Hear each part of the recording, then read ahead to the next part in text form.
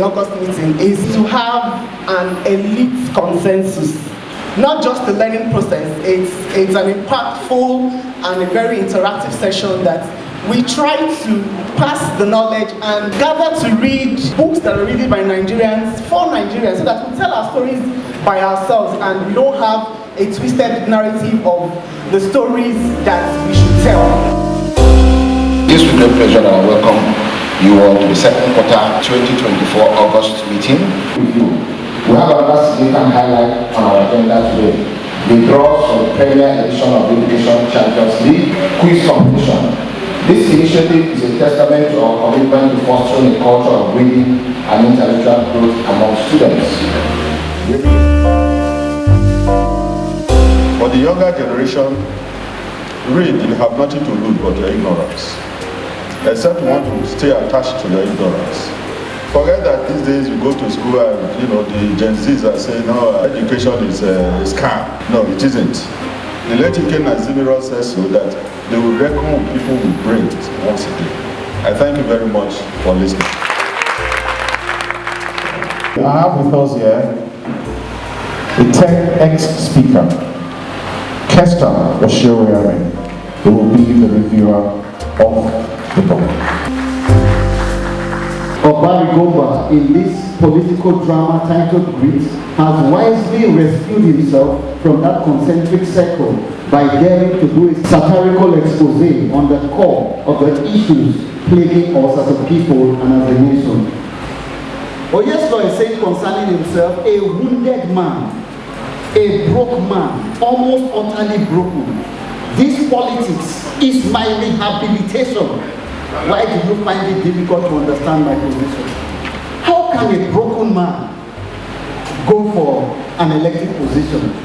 And most times they are the people that win because they are rugged enough to win by every means necessary. A broken man who is bitter. And you can only give what you have. And so that's why we have the kind of politics we have today. Can we read this book and begin to ask ourselves pertinent questions? How we should interrogate those that are lining up to become our leaders.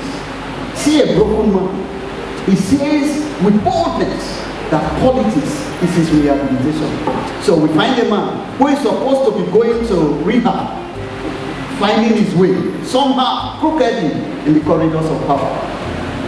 So your guess is as good as mine. With that kind of mind in the corridors of power, we can only get brokenness at the end of the day. The things that we do in this country are accidental. A pothole is here right now on a major road, even a highway. And everybody tries to circumvent, just drive past this way, that way. The pothole becomes a gully, and until somebody dies there, they will now set up a committee. A very, very profound review. There is no salvation in the political class as presently constituted. Our only salvation is for us to have clear-minded visionaries who are willing to disrupt the status quo, and that will not come easily. When there is going to be repercussionary anarchy, the first victims will be the members of the middle class, because they are not as shielded, as protected as the higher class. So it will be in your houses that the talks will come first, because you have one Sienna that takes your children to private school.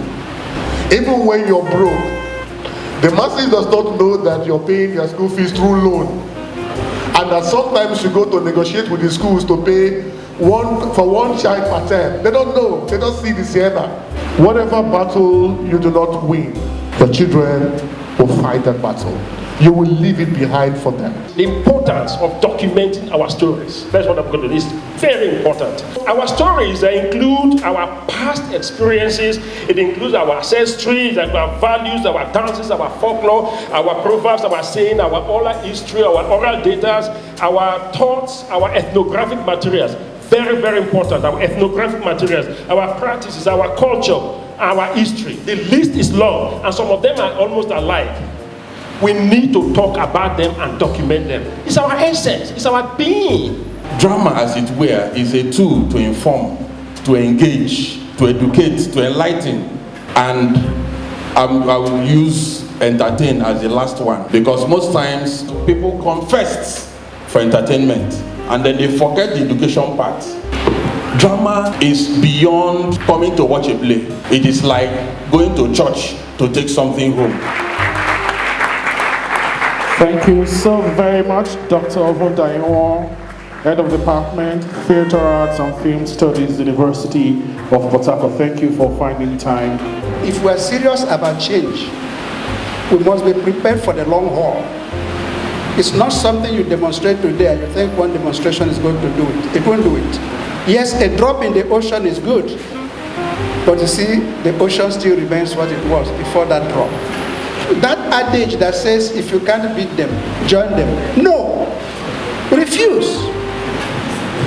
If you can't beat them, stand alone and stand out. So, and that's it. Imagine that you or I were given an opportunity to help to make the lives of others better, to remove the obstacles against which they run each day. I know no better, no more honorable assignment than that. Those of us who think that drama is all just entertainment, there's nothing to be learned. So we think that politics is a bad game, it's a dirty game, because we play it dirty. Each of us has a responsibility in our little sphere of influence to make sure that we do things right. So let us try and make our individual changes that will make the difference. Round of applause for King. We have been leaders in our own little corners, or have we been disruptors in our own little corners? And it is because the middle class has been disruptors instead of leaders that we have that crisis of the middle class that he has talked about. One thing we do at the August meeting is to read books by Nigerians.